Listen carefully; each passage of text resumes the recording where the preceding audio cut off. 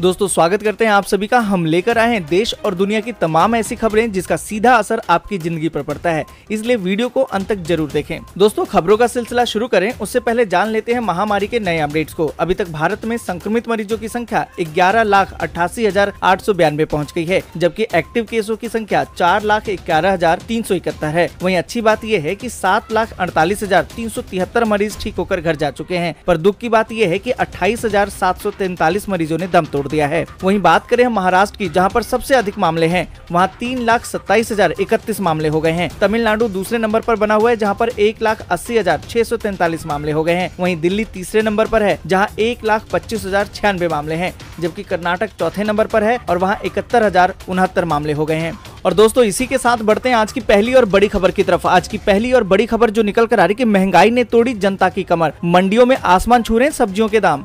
दोस्तों आपको बता दें कि लॉकडाउन में आर्थिक नुकसान झेल रहे लोगों को अब चारों तरफ से महंगाई की मार पड़ रही है। पहले लगातार पेट्रोल डीजल की बढ़ती कीमतों ने लोगों का तेल निकाला, तो वहीं अब बढ़ रहे सब्जियों के दाम ने भी खाने का स्वाद और बजट दोनों ही बिगाड़ दिया है। बढ़ती हुई महंगाई ने अब आम जनता की कमर तोड़ दी है। आपको बता दें कि सब्जी मंडियों में सब्जियों के दाम भी आसमान छूने लगे हैं।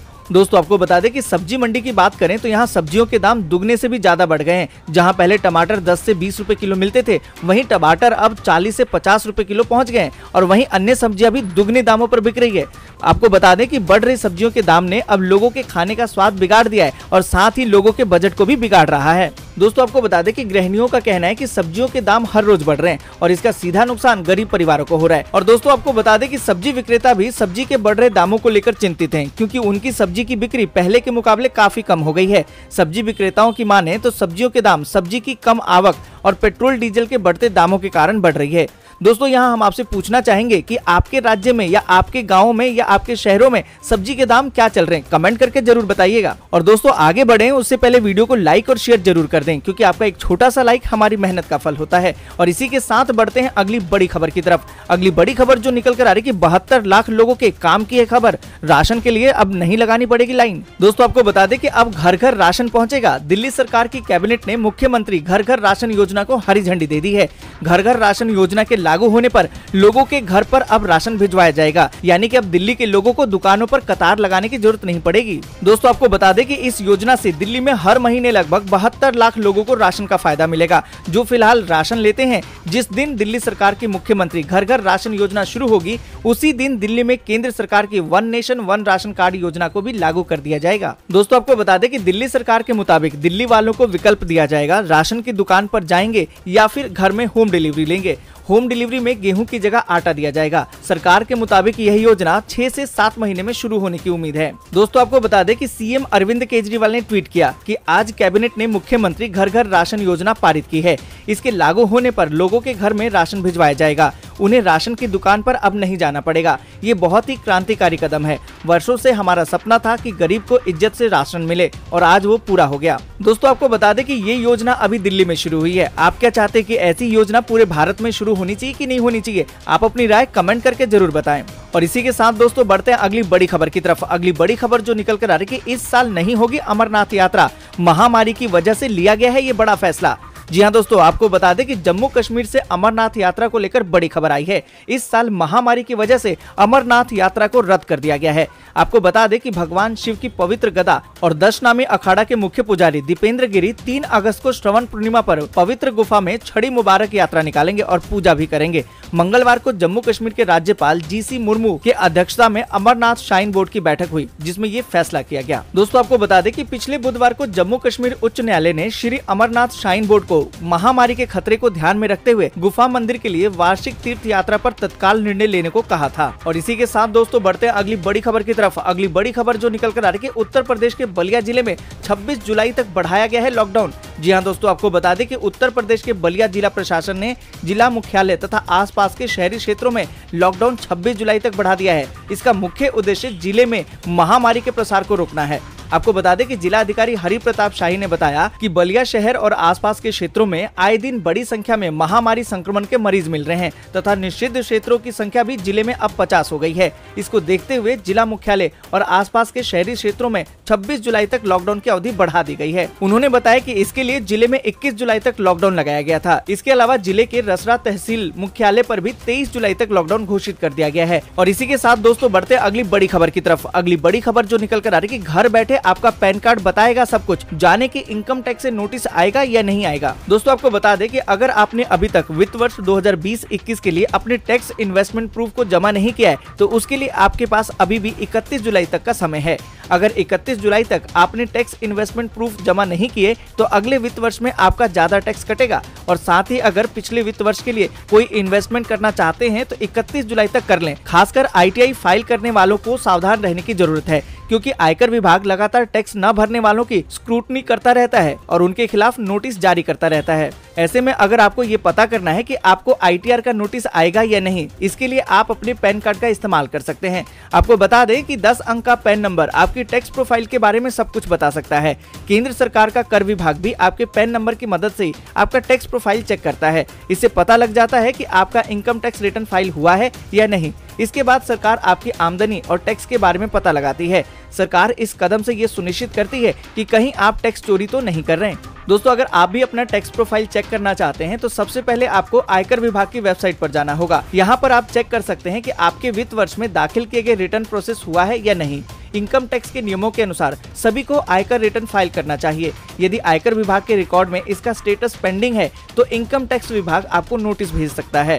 आयकर विभाग के नोटिस में इनकम टैक्स रिटर्न फाइल नहीं करने की वजह भी पूछी जाती है। और दोस्तों इसी के साथ बढ़ते हैं अगली बड़ी खबर की तरफ। अगली बड़ी खबर जो निकल कर आ रही है कि ममता का चुनावी बिगुल, बोली कि सत्ता में लौटे तो गरीबों को जिंदगी भर देंगे मुफ्त राशन।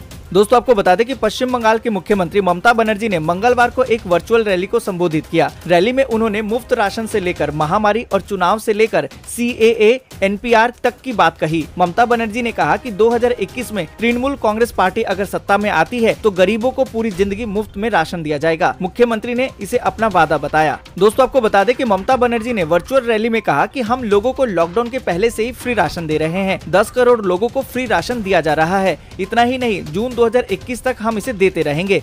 इस बीच उन्होंने केंद्र सरकार पर निशाना साधा और कहा कि दिल्ली से जो हमें शर्मिंदगी मिली है हम उसका बदला केंद्र से लेंगे। बाहरी लोगों को बंगाल पर राज करने की इजाजत नहीं दी जाएगी। हमें पता है कि लोगों के लिए कैसे खड़ा होना है और कोई ऐसा ना समझे कि TMC कमजोर है। आपको बता दें कि बीजेपी पर बोलते हुए ममता बनर्जी ने कहा कि ऐसे लोगों में कोई क्वालिटी नहीं है, ये लोग बाहरी हैं और ये लोग केवल जुबान चलाते हैं और नफरत फैलाने के लिए बोलते हैं। और इसी के साथ दोस्तों बढ़ते हैं अगली बड़ी खबर की तरफ। अगली बड़ी खबर जो निकल कर आ रही है ईद की तारीख का ऐलान, 1 अगस्त को मनाया जाएगा ईद उल अजहा। दोस्तों आपको बता दें कि ईद उल अजहा 1 अगस्त को मनाया जाएगा। लखनऊ स्थित मरकजी चांद कमेटी ने इसका ऐलान किया है। आपको बता दें कि मरकजी चांद कमेटी द्वारा जारी बयान में कहा गया कि 21 जुलाई को जिलहिज का चांद नहीं हुआ, इसलिए जिलहिज की पहली तारीख 23 जुलाई 2020 को होगी। इस प्रकार बकरीद 1 अगस्त 2020 को मनाई जाएगी। और इसी के साथ दोस्तों बढ़ते हैं अगली बड़ी खबर की तरफ। अगली बड़ी खबर जो निकल कर आ रही है कि राहुल गांधी बोले बिहार सरकार के नियंत्रण से बाहर है महामारी, सुशासन का पर्दाफाश। दोस्तों आपको बता दें कि देश में महामारी से संक्रमित लोगों की संख्या 11 लाख को पार कर चुकी है। वहीं बिहार में महामारी के मामले तेजी से बढ़ रहे हैं। राज्य में हालात को नियंत्रित करने के लिए दिल्ली से टीम भेजी जा रही है। महामारी से निपटने में नीतीश सरकार की कार्यशैली पर लगातार सवाल उठ रहे हैं। आपको बता दें कि कांग्रेस के पूर्व अध्यक्ष राहुल गांधी ने बिहार के हालात पर नीतीश सरकार को घेरा है। राहुल गांधी ने एक मीडिया रिपोर्ट के आधार पर ट्वीट करके कहा कि बिहार में महामारी की स्थिति नाजुक है और राज्य सरकार के नियंत्रण से बाहर हो चुकी है। दोस्तों आपको बता दें कि बिहार में राहुल गांधी ने नीतीश कुमार पर निशाना साधा है। वहीं इससे पहले राहुल गांधी ने महामारी को लेकर मोदी सरकार को भी आड़े हाथों लिया था। दोस्तों आपको बता दें कि 19 जून को कांग्रेस के पूर्व अध्यक्ष राहुल गांधी ने कहा था कि महामारी हो या GDP हो या फिर चीनी घुसपैठ, बीजेपी ने झूठ को संस्थागत रूप दे दिया है।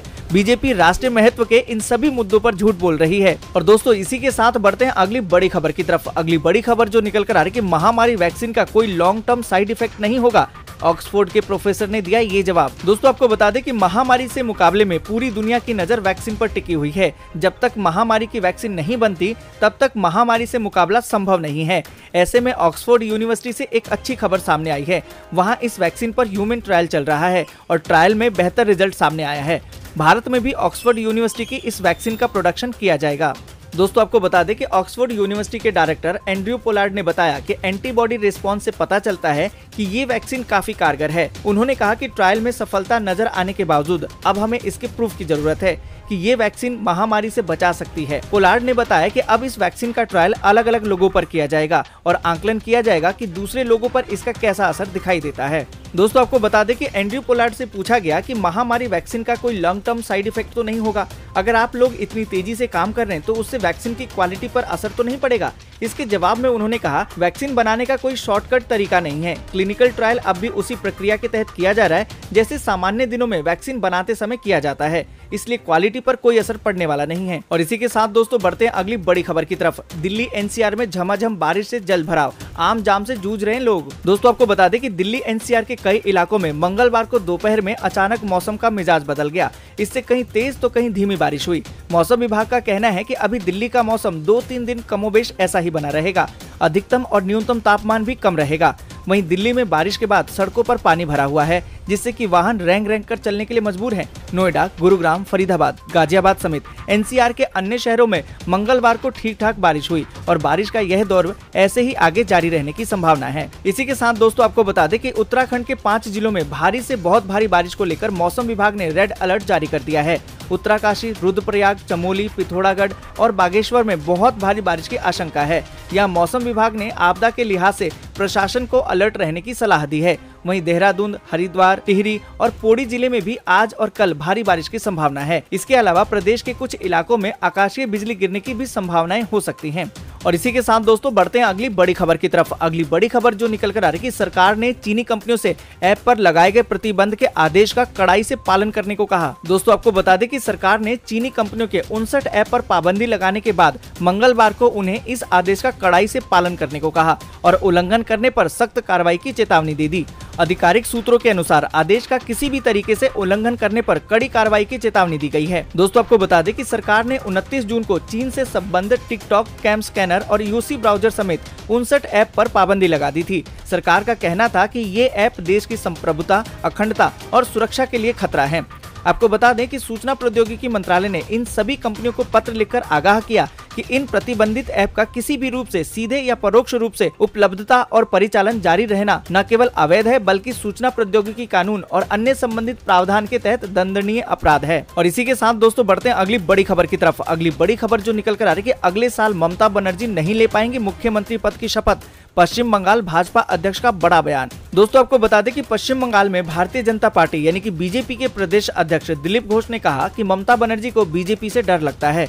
दिलीप घोष ने यहां तक कह दिया कि अगले साल ममता बनर्जी एक बार फिर से पश्चिम बंगाल के मुख्यमंत्री पद की शपथ नहीं ले पाएंगी।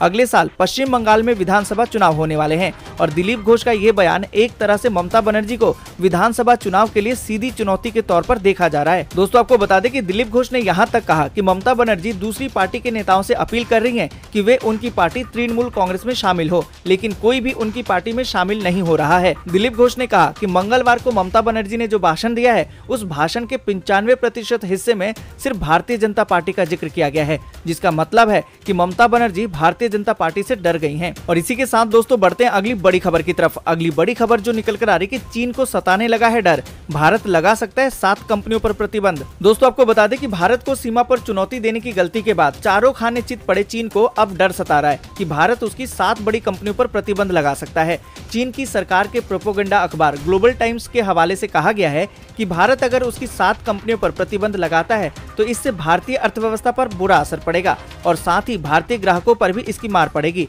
यानी एक तरह से चीन भारत के हितों की दुहाई देते हुए अपनी कंपनियों पर प्रतिबंध नहीं लगवाने के लिए अपने प्रोपोगंडा अखबार का सहारा ले रहा है। दोस्तों आपको बता दें कि ग्लोबल टाइम्स ने लिखा है कि चीनी कंपनियों के सैन्य कनेक्शन का हवाला देते हुए भारत 7 कंपनियों पर प्रतिबंध की तैयारी कर रहा है। इन कंपनियों में अलीबाबा और हुआई जैसी बड़ी चीनी कंपनियां शामिल हैं। चीन को डर सता रहा है कि जिस तरीके से भारत ने 59 मोबाइल एप्लीकेशन पर प्रतिबंध लगाया उसी तरह उसकी कंपनियों पर भी प्रतिबंध लगाया जा सकता है। दोस्तों यहाँ पर हम आपसे जानना चाहेंगे कि आप क्या चाहते चाहते हैं कि चीनी कंपनियों पर प्रतिबंध लगना चाहिए कि नहीं लगना चाहिए? आप अपनी राय कमेंट करके जरूर बताएं। और इसी के साथ दोस्तों बढ़ते हैं अगली बड़ी खबर की तरफ। अगली बड़ी खबर जो निकल कर आ रही कि दिल्ली में हुए सीरो सर्वे की रिपोर्ट आई सामने।